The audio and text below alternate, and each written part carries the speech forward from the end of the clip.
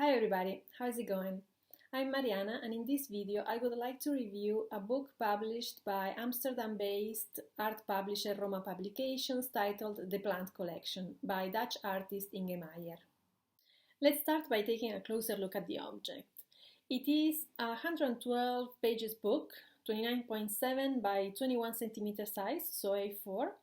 It has a wraparound soft cover and section sewn binding.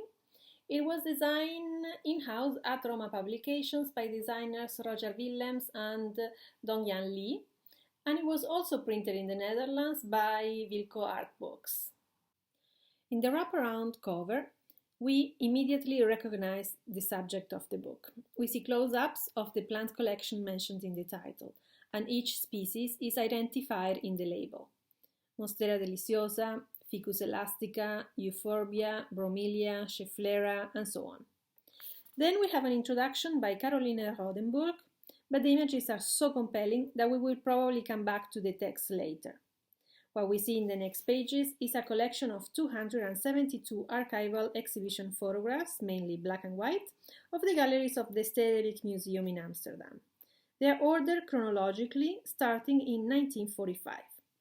In 46 we have Mondrian exhibition, in 56 we have Picasso, in 57 Leger and Chagall, in 61 Henry Moore and Marc Rothko, in 63 Cartier-Bresson, in 66 Dubuffet, in 67 Niki de Saint-Phal, and so on up to the 1980s.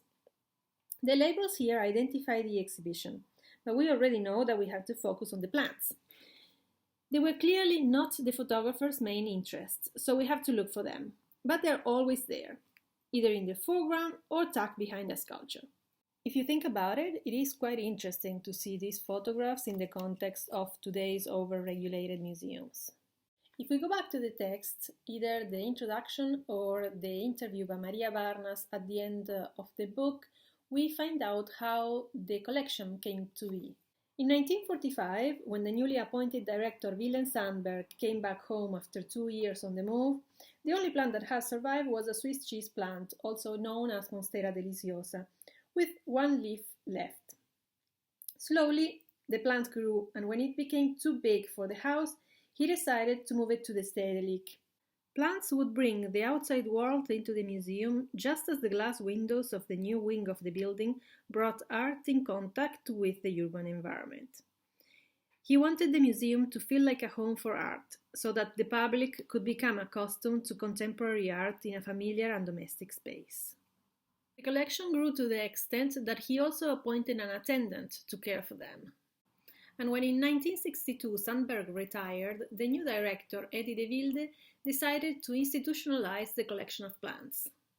The specimens were listed and inventored. 102 plants, an additional 40 planters containing multiple plants. De Wilde was director between 1962 and 1984.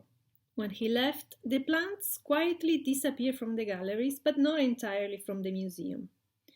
Only after the renovation in 2013, the Stedelijk appointed an art handling advisor, and the museum became a place of protocols and control.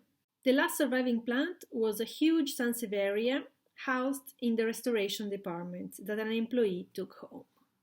No one really saw the plants in the museum between the 1940s and the 1980s, for they were just part of the furnishings, and no one really saw them afterwards, when they had disappeared. But thanks to Inge Meijer and this very poetic object of hers, we have the possibility to look at them today.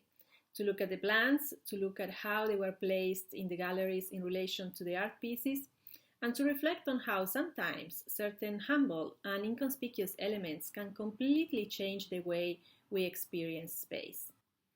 The book was printed only in 800 copies, so don't wait too long before you get your own. That's it for this video. Thanks for watching, and I will see you in the next one. Bye!